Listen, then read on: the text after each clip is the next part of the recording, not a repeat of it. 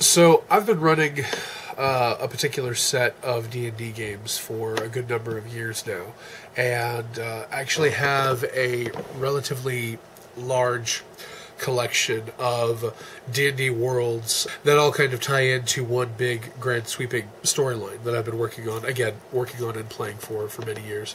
One thing that I have always found to be of benefit is what me and my friends, a few of my players, call the rules of adventuring, or adventuring knowledge, as it were. And what it is, essentially, it's a list of rules most adventurers learn beforehand, and it kind of helps them along. It's a couple helpful points, a little bit of survival, a little bit of common sense, things to remember as they go along in their adventures. The benefit of this also out of character is that it gives us an in-character reason for the player characters, for the adventurers, to already be somewhat knowledgeable about things they should do, what they should not do while they're out adventuring, and things like that. And the amazing thing about this is that the list started off as a very, very short list of just do's and don'ts. What's really nifty about this is that player characters, or actually I should say players to be more precise, have actually added to it over the years that I've been running. Like I said, it started off as a short list. I'm just looking up here real quick. It started off as a short list of maybe 20, 25 rules, and they're now up to 69, ironically enough. I'm not sure if this would actually help anybody in their games. It's something that I myself have found rather useful. In addition to everything I've already stated, it's also of benefit to more experienced players who are starting off new characters. Level 1, level 2, essentially low-level characters. It helps them incorporate some things that they already know out of character, and sometimes we can't help but filter out because of the way that knowledge and memories are organized in our brains and whatnot. Being only human. Along with the rules of adventuring knowledge, I'll also be adding in here and there a little commentary regarding the game rules, or the actual events that brought about having these rules added to the list. Basically, little things, bits of experience that other adventurers have figured out for themselves, and everything. Essentially, the game rules surrounding these adventuring knowledge tips that actually have a direct effect on the game or on the player characters themselves. So, let's begin. For the benefit of anybody, and please feel free to use these in your own game and share them with others and whatnot. Here you have it. For the first time anywhere. Outside of my own games, outside of my own gaming worlds, here are the rules of adventuring knowledge. Rule number 1, never sell magic items. Rule number 2, always trade them. Rule number 3, dead monsters stink. Don't leave them in your camp. Rule number 4, never light a torch in a bat cave.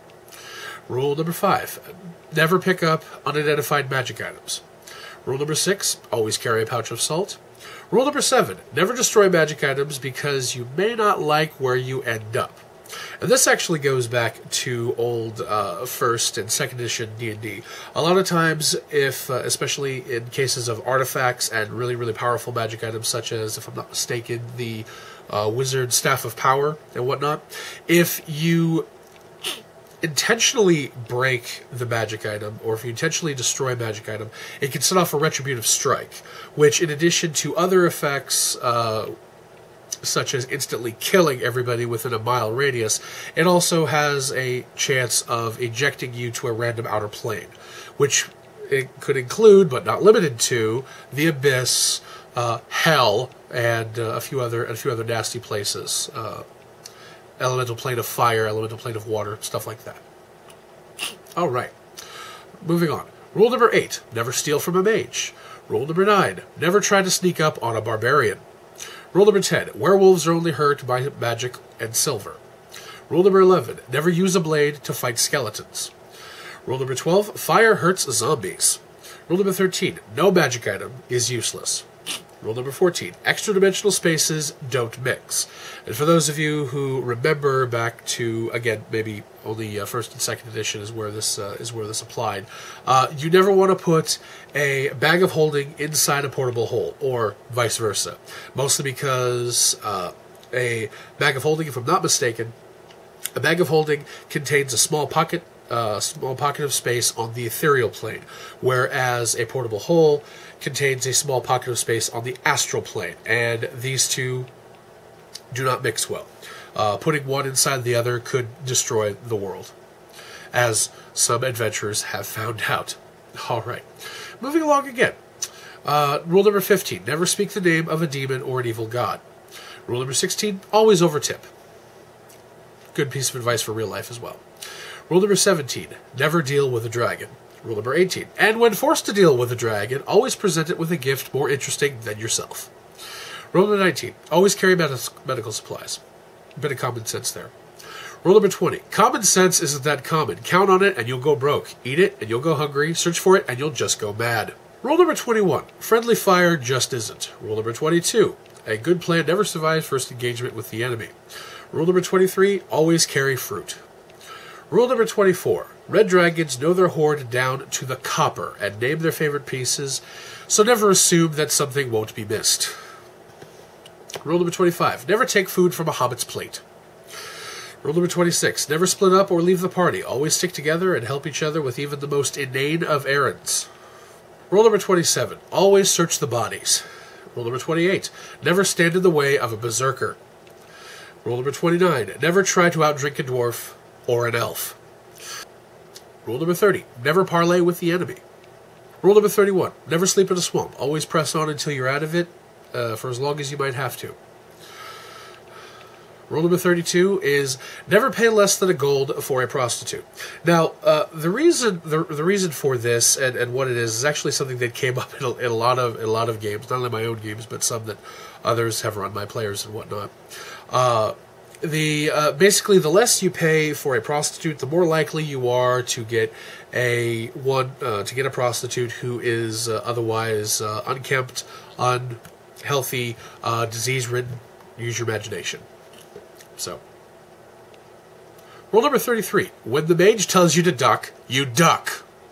Rule number 34: never stand in the front of a trap finder, even an incompetent one. The reason for this, actually, is, of course, the trap finder, typically the thief or the rogue of the party, goes out, tries to find the traps and everything. When he fails, he usually sets them off. And it's been my experience, and the experience of a lot of people, I'd say 98% of the time, he's usually the one caught in it. Now, granted, you're out of trap finder at that point, but still, let the trap finder do his job. He's there for a reason. Rule number 35. Once is happenstance, twice is coincidence, 3 times is conspiracy. Rule number 36. The hell you know is better than the hell you don't. Rule number 37. Right. You're going to take the word of a blood-sucking fiend. This one I feel requires a little bit of background. It's actually a famous quote from a famous adventure on my worlds, and actually several other worlds run by different GMs and whatnot. And it goes all the way back to 1998, 99, somewhere about there. What it is actually Cassandra, my dearest love, was playing a character by the name of Guinevere. And this is actually a quote from one of her characters. And of course it's become a very, like I said, it's become a very famous quote, and to the point where it's now rule number 37 on the list. And long story short as I can make it, what wound up happening was the party was being dogged and chased by this evil crime lord, who in the end turned out to be a vampire. They find the bad guy's hideout, and you have to imagine this. The GM who was running this game, a good friend of mine by the name of Brian, he himself, out of character, and as well as the character in question, the bad guy, the vampire in question, was so charismatic that when they busted into his office, he began to lay out this unbelievably well-crafted this unbelievably well-crafted stream of bullshit that he telling them that it wasn't his fault, that he was doing these things for good. He was doing these bad things for a good reason. He was just trying to get back at the people who hurt him and his family, in his life, blah blah blah, and things like that. He almost had the entire party convinced to swear loyalty, swear fealty to him, and there would be magic and blood oaths and stuff involved in everything. And basically, once it was done, once it was over, they would have no chance or no ability to harm him or affect him now and in the future. And everybody is agreeing to this. They're actually about to sign, they're actually about to swear the blood oaths and things like that. And Guinevere, who's just too cool for school, just hanging back, listening the entire time. She's got a hand on her sword, and she's got her back to the wall, and she just stares at everybody and says, "Right, you're going to take the word of a blood-sucking fiend." And everybody had to stop and, realize what they had done, and then what they were almost about to do, and then the fight broke out, and it was epic, I'm told. Unfortunately, I wasn't really involved in this game, so like I said, this is kind of secondhand. But a lot of people that we used to game with still remember, and a lot of their characters still remember this quote, still remember her saying that. And so when we were putting these rules together, it became rule number 37. Take the word of a blood-sucking fiend. No. All right, moving right along. Which actually ties in, rule number 38, which actually ties in to what we were just talking about. The enemy will lie to you. Rule number 39. If they're not lying, rest assured that they are trying to gouge you somehow. Rule number 40. When dealing with demons, don't. The same applies to devils, because they're smarter and they've been doing this a lot longer. Rule number 41.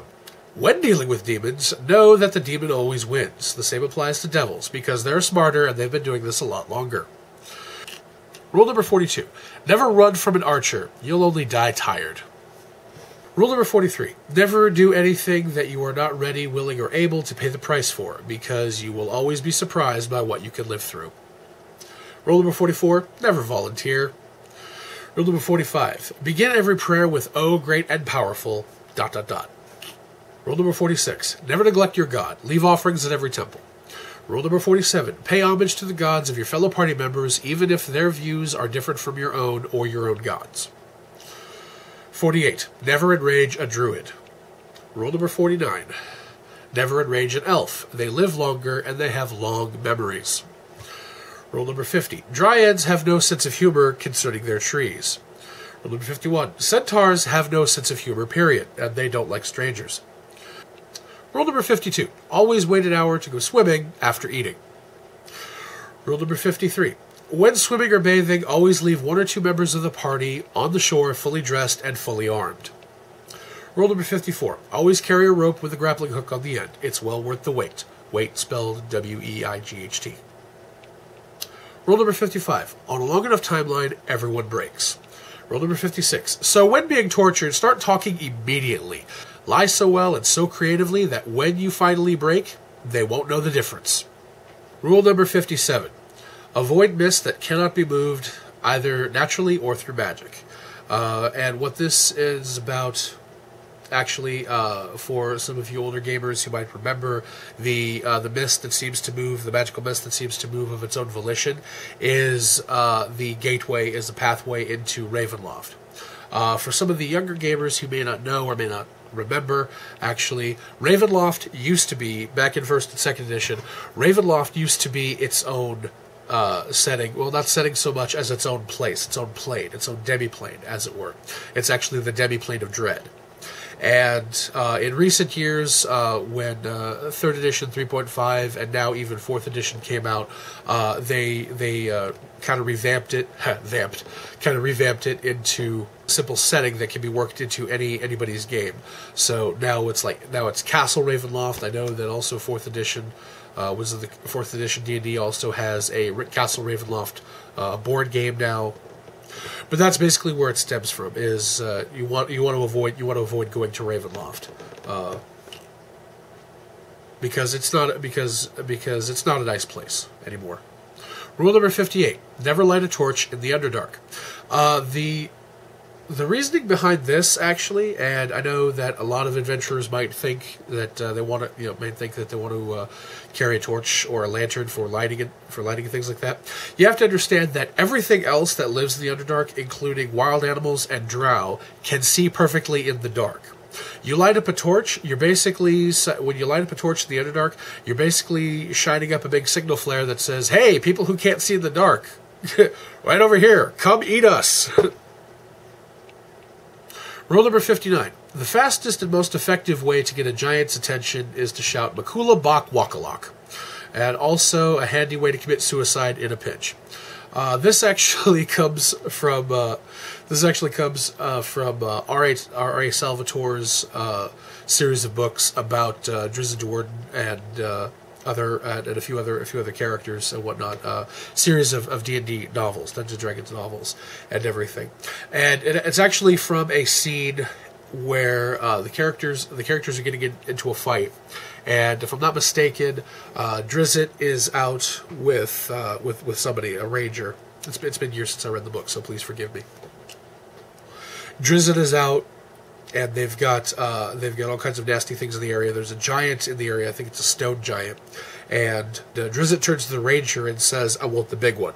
The ranger stops firing arrows for a second. He's like, "Are you sure?" And Drizzt's like, "Yeah, I want the big one."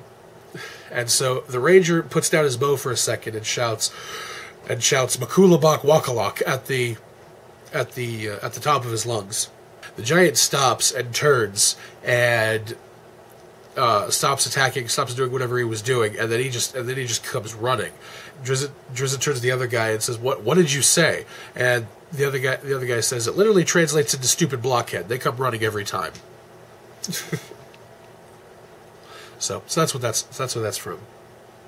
Rule number 60. A knight is not the same thing as a samurai. It's important to know the difference between the two. Rule number 61. Mind your tongue in the presence of a priest or a paladin. A simple mistake could lead to a holy war, but if you're lucky, you'll just be dead.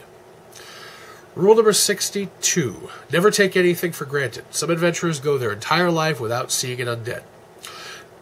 This actually requires a little bit of background as well. It's actually kind of a funny story. Again, long story short, there was a character, an assassin, in a game that a friend of mine ran by the name of Dakota. And Dakota had gone his entire life, his entire adventuring career, without ever running into very low-powered or simple undead, such as zombies or animated skeletons, skeletal warriors, things like that. He had fought Death Knights, he had fought a vampire or two, maybe even a lich, I think.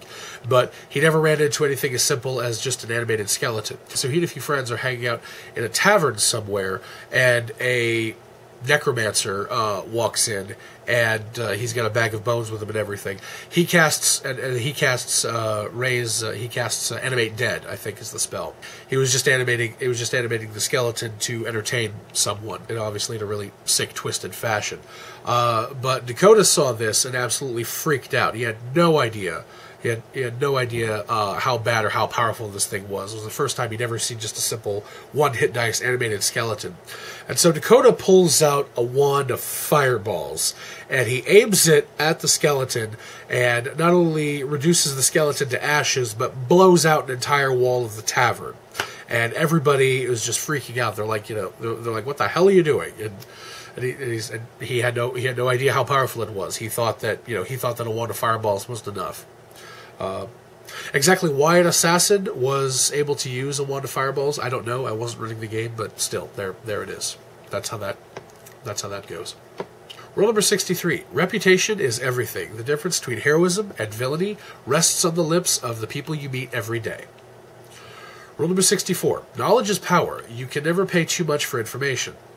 Rule number 65. But reputation is everything. Refunds for false intelligence should always be taken out of the hide of the broker. Rule number 66. Never go to Tomer. Rule number 67. Never go to the Hollow World. Rule number 68. Never rely heavily on magic items. You never know when they'll stop working or run out of charges. And rule number 69. Never work for free. Always get paid half up front. So there you go. There are the 69 rules of adventuring knowledge. Again, like I've said, feel free to edit the list or maybe incorporate some of these into your own games. I do understand that it's kind of a narrow scope, as for the most part, this may only work in D&D and or other fantasy RPGs and whatnot. And if you have some suggestions of your own to add to the list of adventuring knowledge, please feel free to message me or email me, whichever one of the two. Thanks again. Thanks for watching. Thanks for listening. I'm Gabriel Stryffe, coming at you from Pittsburgh, Pennsylvania. Aequitas Veritas Bellatus.